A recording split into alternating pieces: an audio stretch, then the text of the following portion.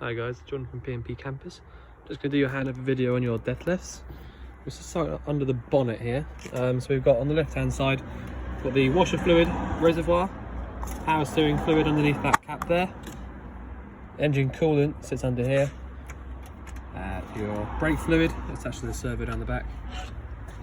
Your air filter sits underneath this box, and your engine battery is actually inside under the floor in the cab rather than under the bonnet. So if you want to jump start it, then this is your positive under this little flap, and the negative is this here. All right, so jump start there, so that's a negative point for that. I'll just close that over. Your engine oil gets topped up from this cap here, and you check it through the dipstick there. Obviously it's had a full service, so everything has been done. That's where all those things are, just in case you need them. To actually pull the bonnet, it's on the passenger side here, and it's just that lever there. And your fuel is using the ignition key, and it's behind this big flap there, which has got a little latch in there to stop it from sort of opening up when you're driving. So I'll leave the bonnet open for a minute. So I've tried to get every locker I can open, you know, to show you on the video, that is. So we've got just massive storage underneath all the way through, because you've got the same locker both sides. In fact, the other one on the other side is actually a bit bigger, but you know, so you've got huge storage under here underneath the actual floor. So it's what you call a double skinned motorhome. So you've got 2 floors basically for extra storage. Next one along is your gas locker, and you've got gas low bottles in here, which means it's refillable. Nice thing is that you've got your refillable point behind the locker door, so you can't fiddle around with that without having the key. So sorry, if I just show you how to do that. So push it in and round to the right, and that locks up. In and round to the left, you can take it all the way out, and this is just where you fill up your gas if you're at a petrol station or somewhere like that to fill up LPG.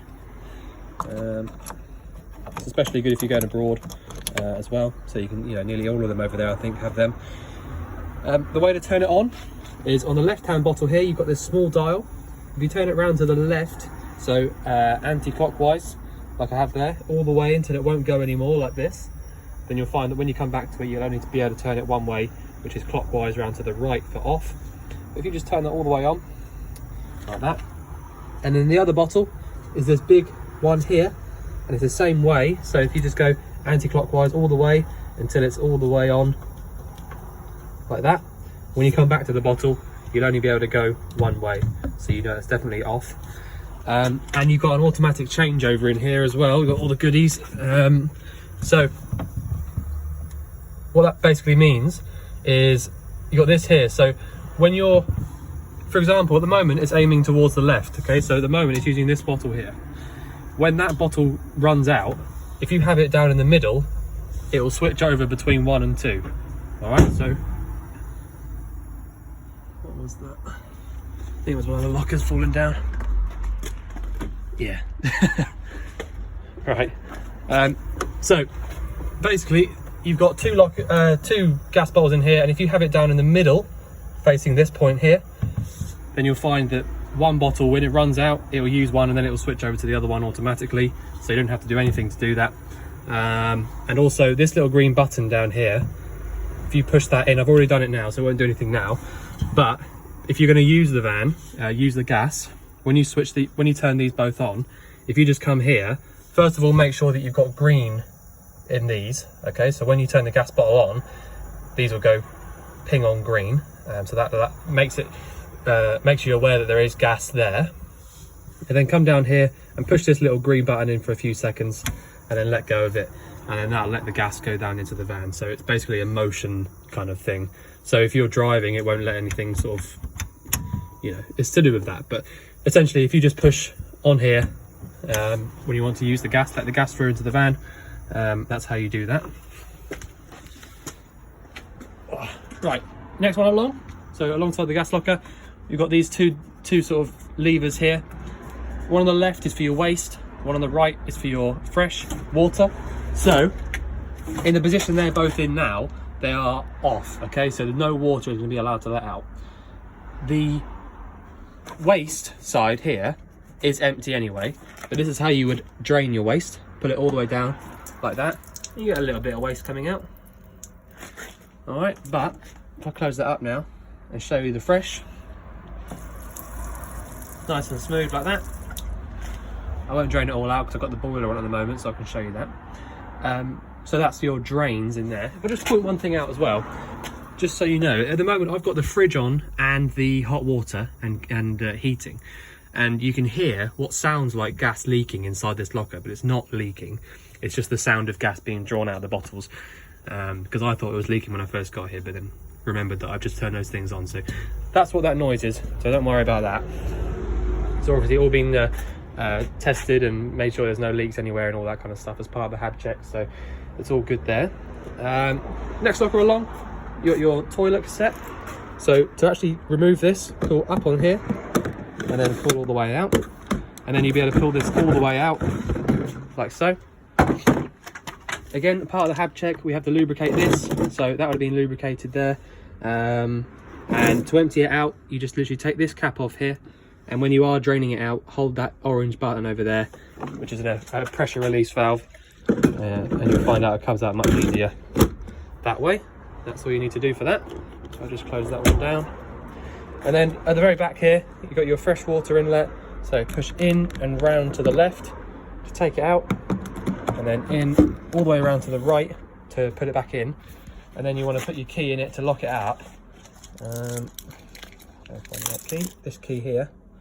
Pop your key in there and then turn it the only way it'll go, and then take the key back out. And use two hands really. Hold on a minute. There you go. Turn it 90 degrees, take the key out, and then it will just spin around freely like that. So you can't take it out at all. Even if I push it in, it won't come out. So yeah, just 90 degrees, and then take it back out again, in and around like that. Right, so we'll lock that up in a minute, just for the video, and we'll carry on. What should I show you next? We'll go around the other side. So yeah, so drains down there, gas here, which, like I said to you, anti-clockwise for on, clockwise for off, and then push this green button here if you want to let the gas through to the van. But that's about it for there. I must not have opened this locker up far enough. So you've got two handles on all of these lockers, or most of them anyway. So if I just do that now, I need two hands obviously to open it.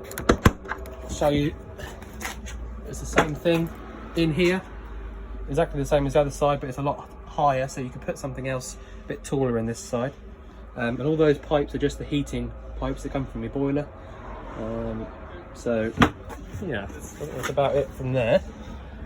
Obviously the next one along is your door, and your automatic step button is up here, just in case you didn't see it.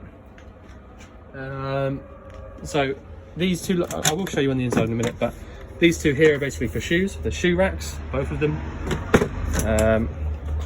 All right, so I'll show you the next bit along. We've got this here, which is a external gas point. So if you wanted to plug a barbecue in somewhere, that's where you do it. And just make sure that the gas tap on the back is open. But this is where you need to plug your barbecue into. And that closes up just like that. You do need to give it a little tap like that, just so that it doesn't fly open when you're driving. Next one is your fridge vents. So really high up, actually, because the vent does the oven as well, I think. But this is the back of your fridge, basically. So there's not really anything to show you behind there, because there's nothing wrong with the fridge. It works just as it should. All right, so the next one along, you've got your hookup point. So if you're in a campsite, that's where you put your hookup into, and then that'll give you access to using your heating and your hot water on electric, and your plug sockets and things like that, and also your fridge on mains as well. But again, same thing, give it a little tap like that so that it doesn't open up when you're driving, like that. Next one along, making all the noise, is the boiler vent here. So it's your Truma boiler. You will find that you get water coming out like this, totally normal, you don't need to worry about that at all. And if you weren't 100% sure whether it was on, obviously you can hear it, but if you pop your hand underneath here, boiling hot air coming out from there, and then that'll sort of let you know straight away that that's definitely working. And the next one at the back is another important one. So you've got a huge garage in here. I think it's probably the biggest garage I've seen, which has got, you know, obviously ample space for anything at all. You know, you could even put bikes in here if you wanted to, and things like that. You've got a little locker here, just if you needed any more storage. It's in there. That locks up, and you've got a light, LED strip light that runs along there, which is just from this button up here. So I'll just leave that off just in case it's, you know, left on at any point.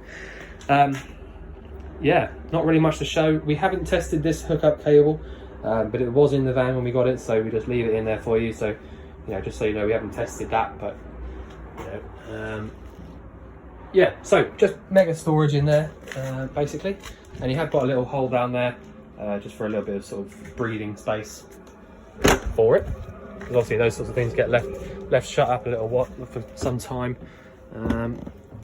Okay, so I'll show you around the inside now.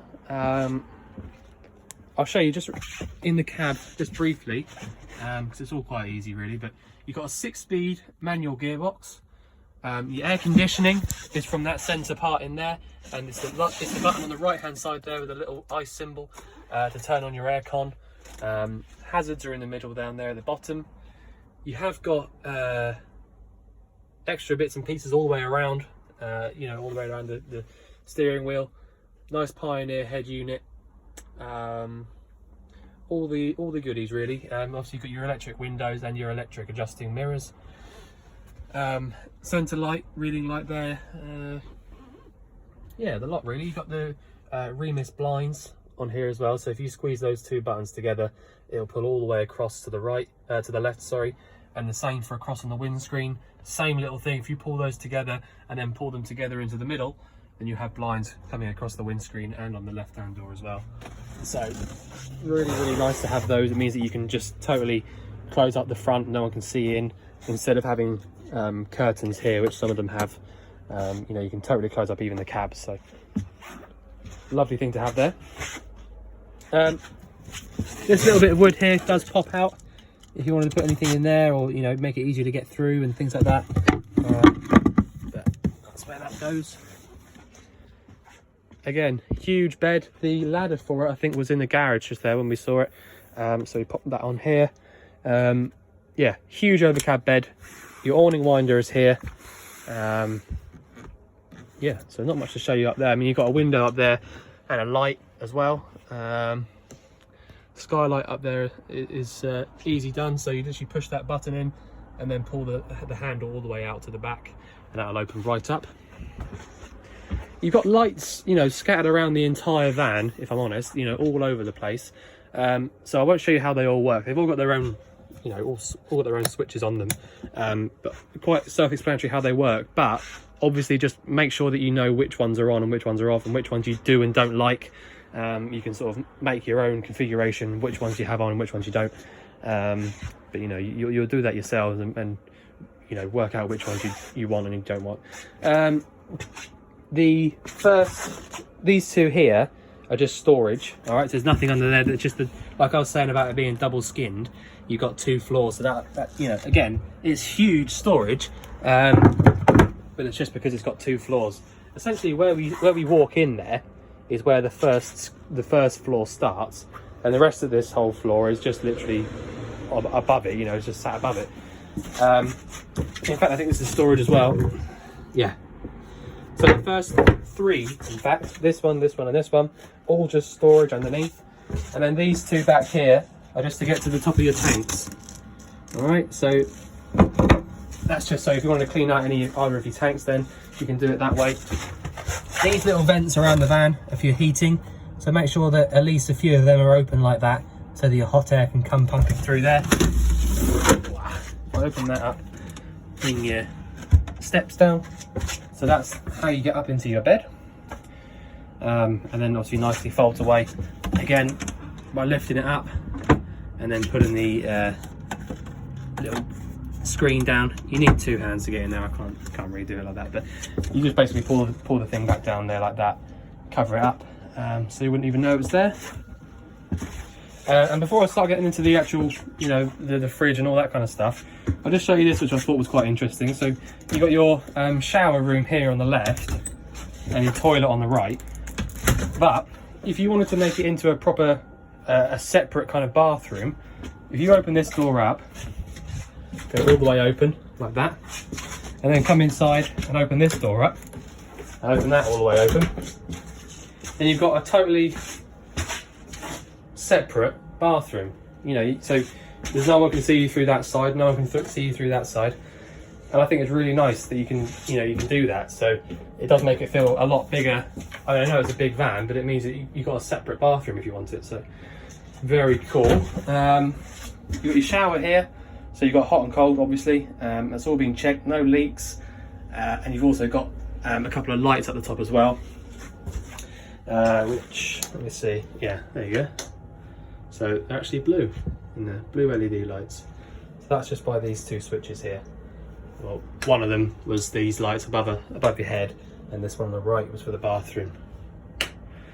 Okay, so you have got a skylight there as well, so if you want to have that open so you don't get too much steam inside, then you can do. And they literally work by just squeezing the black part of the handle in and pushing up both sides. So yeah, couldn't get much easier than that. They don't tend to give us any bother either, so they are good. Toilet. If you find one day that you're trying to empty your cassette out outside and you can't pull it out, then what you need to do is come in here and make sure that your toilet flap is open in this position. Otherwise, you'll find that it's in this position, which is the flap open. So like I say, if you find that you can't pull it out, make sure that it's over here like that, and then you'll be able to pull it out. So that closes the flap up, and then you've got a separate button over here, which is for your flush. So that's pumped around flush fluid there, which is fresh. So open that up, close it back, and then obviously you've got your mixer tap there, so hot and cold water comes through there. Again, no leaks, nothing like that. So okay, so let's start getting down to the the important parts really, the boiler and all that kind of stuff. Nothing in that lot I'm going to show you. Down here is something quite important. Obviously the boiler's making a racket down there because it's pumping the hot air around, because I've got the heating on as well. But in this locker, you've got this top white unit here, which is the RCD and MCBs. So if you find that you plug your hookup cable in one day and your plugs aren't working or something's not working, have a little look in here and make sure that all of these switches are in the up position.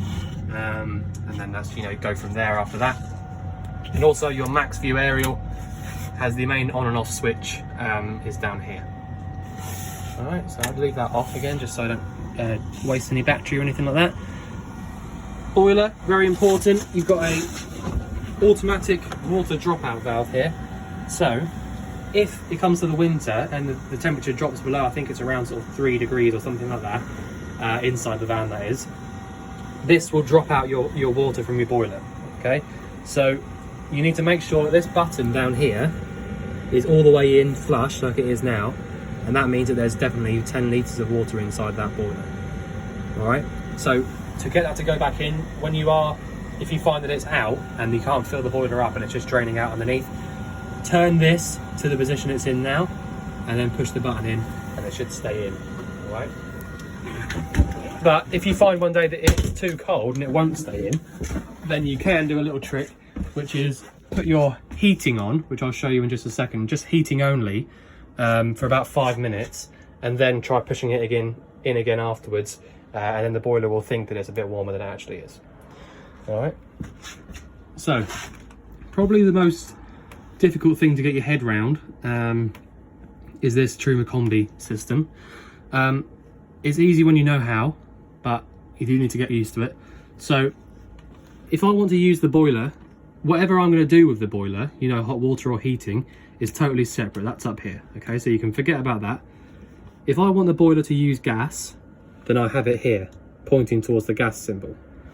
If I want the boiler to use gas and electric, I'll choose either the next one down or the next one down below that. Okay, I've not got a hookup cable plugged in at the moment, so that's why I've got a red flashing light. All right, so if I go back to the middle, gas only. At the moment, whatever I've got the boiler doing up there is only working on gas. Okay, so if I now turn this off up here, because I've not got a hookup cable plugged in, so it would start to fail. All right, if I then go up here, 1 up or 2 up, then I'm using either 1 lot or 2 lots of electric. Okay, so for example, if I have this bottom dial here, aim towards this top one here, and then I choose heating only, then it will try to heat the van up with just the electric elements. Okay, no gas, nothing like that. All right, so that's how that works. And if I wanted it just on gas, then I name it back down here to the gas symbol, and then I've got heating only on gas only. Okay, so if you're in a real hurry to get heating and you had a hookup cable plugged in, you go all the way down to the bottom, and then you use gas and electric to heat the van up. Okay, so the bottom one there, Combi E, I like to think of it, I'm not sure if it actually is what it means, but Combi E I think of energy. So Combi energy, so the energy selector, what the boiler uses to do what you're going to get it to do. All right, so the bottom one, energy only, that's just telling your boiler what to use. The top one is telling your boiler what to do. So if I have it down facing where I have it now, just to the flame, that means heating. Okay, so that's heating only. If I then went one more down to the heating symbol and the 60 degrees hot water, then I would get heating and 60 degrees of hot water. If I went back to the middle, it would flash for a little minute and then it would turn off because the fan stays on to cool the system down.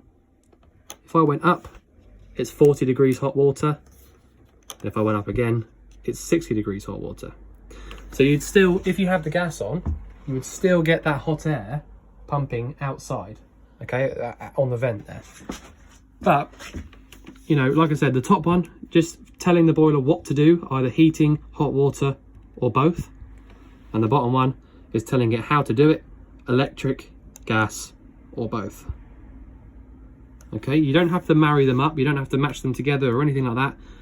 So if I wanted, just for example, if we wanted 60 degrees hot water on electric only, this is what I would do. I would leave this one how it is, just on 60 degrees hot water, but I would go up to the top for electric. Okay, like that. And if I wanted 60 degrees hot water and gas, I'd go all the way down to the bottom. And if I wanted it just on gas, then I'd pop it there. Okay, so like I said, a lot to get your head round, but that's all you need to do. And if you want to turn it all the way off, just pop this one to the middle. Doesn't matter where this one is, pop that to the middle and all the lights will go out. And then by now, I've had it on for about 15-20 minutes. We'll have hot water coming through the tap.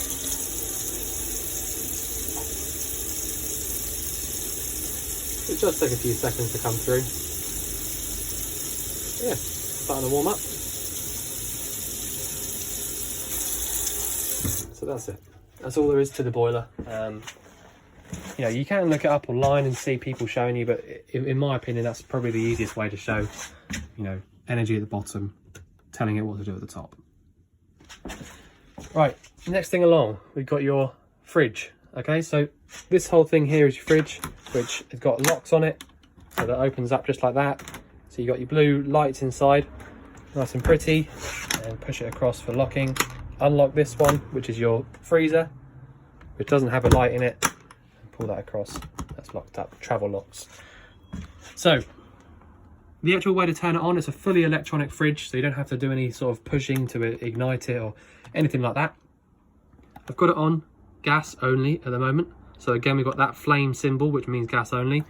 Now if I wanted to use it any other way, then I would choose any of these other symbols, but I'll just show you how to use the gas first. If I turn it off, now there's no flame at the back at all. If I turn it on, just literally to here, it ignites, it's lit up already, I heard it light up, and that's it, that's all you've got to do. If you turn this all the way to the maximum, once it has lit, so if it's in the summer and you find that it won't light up on gas, turn it all the way down to the bottom, and then once it is lit, you can turn it up to the top again. So that's how you use gas. If I had a hookup cable plugged in, I'd go down to the next one, and this would light green rather than red. And if my engine was running, I'd go down to the next one, which is your 12 volt. So the 12 volt doesn't get the fridge cold on its own. It will keep the temperature cold if you're driving and you've already got it up to, or down to temperature, sorry, either via the hookup cable or the gas, but that won't get it cold on its own. So just bear that in mind. The thing to do really is if you fill it up with stuff and then turn it on gas or electric the night before you go away somewhere. By the morning it'll all be cold, and then you can use the 12-volt sign when you're driving. So you can also have it on auto. So there you go, so it's got a green light on auto and it's chosen gas. All right, so it just chooses the most efficient way of using the fridge. At the moment, the only way to use it is gas, because I've not got a hookup cable in and my engine's not running. So that's why it's done that. If I want to turn it off, all the way up to the top, that's your fridge. So the next thing above it is your oven and grill, which is small, but it'll do the job, you know, so it's plenty good enough to do it. It's got an automatic ignition, so to light it up, you push in and round to whichever one you want. So if I want a grill, I push in and round to the right, and the grill will light up. Just give it a second to sort of, there you go. And you've got a thermocouple there, so make sure that's getting hot. So once you take your finger off the actual button there, you do need to pull it out because they are a bit sticky, but you know, it's just how they are. And that's it. So you need to do, that's the grill on, and then back to the middle, actually grill off. And the same for the oven, push it around to the left, like that, and that will light up, and just do its own thing, you know, and then back to the middle for off. That's it. So you've got symbols there telling you what's what. So round to the left and all the way around to here is for your oven, and just round to the right is for the grill. All right, so yeah, it's all on the same sort of unit here. And just so you know as well, this button here on the left is basically just a little fan on the back of the fridge. You don't need it, it's not necessary. All right, it's really not. You don't need it until it's the absolute peak of summer, but even then, you know, you have to be somewhere really hot to actually need that. It's totally unnecessary. You just need to use it on gas. If you can't, like I said, if you can't get it lit, then just turn it all the way down to the bottom and try it again. It's not, you know, anyway, just a personal thing. You don't need that. Next cupboard alongside that hasn't got anything in it, except for this button in here, which I believe is for your aircon. So you can leave that on, because when you put a hookup cable into it, you might well want to use that anyway. It won't drain it out or anything like that. All right, so you've got a few different things around. This Dometic remote is for your aircon, and the Maxview one here is for your satellite on the roof. So, you know, push the up button to get it to come up and sort of latch onto the, maybe Astra 2 or something like that. So that's how that works up there. Your control panel, if I plugged a hookup cable into it, you have a little light, or this 230 volt symbol there would light up just like the 12 volt one has. This 12 volt one is on at the moment because I've pressed this button here, so that brings everything to life. It turns the leisure battery on and allows everything to work. You got all these little signs around, so you've got a temperature symbol inside the van, a temperature symbol outside the van, so that tells you how hot it is inside, how hot it is outside. 12 volt inside the van at the front, that means the engine battery, so you've got 12.7 volts in your engine battery, and then 12 volts in your leisure battery, which is totally fine because I'm using it all at the moment without hookup cable in. In fact, that's actually quite good, to be fair. The next one along, so you've got a little sign going this way. You've got your fresh and wastewater amounts, so you've got nothing in your wastewater, which is good, and you've got about half a tank of fresh, which I will drain out, but just for showing you's sake, I just thought I'd have some in there. So yeah, that's how you use that. So fresh and wastewater, temperatures inside and out, and then battery levels there, and just make sure that you've got this light illuminated, and on the right you just got a clock. So what else can I show you? Your 3-burner hob here, obviously it's all been checked on the HAV check, it's all been, you know, all gone through fine. There's no ignition anywhere on this. This little bit at the back here is a thermocouple, so that tells it when it's actually at temperature, and if you somehow got the flame to go out, the thermocouple here would realise there's no burnt gas coming through, and it would turn the gas off. It won't let any unburnt gas to come through. So that's what that is. But like I said, there's no ignition, so you need to have a little clicker or something to get these to light up, and they're all from here on the right, and these ones on the left is your they call it safety center. These are your gas manifolds, gas isolators. So you've got your heating here, your fridge and oven here, and your burners on the right. Okay, so if you just say, if I wanted to turn it off, if I was worried, for example, on holiday that I was having a leak from one of these burners, then I would just do this. All right, and then there's no gas whatsoever coming through to there. But you don't need to turn them off or anything until you think you've got a problem. So even if you're having the van locked up for a little while, you don't need to turn them off. As long as your gas bottles are off, then it's totally fine. So if I pop these down, keep it nice and tidy.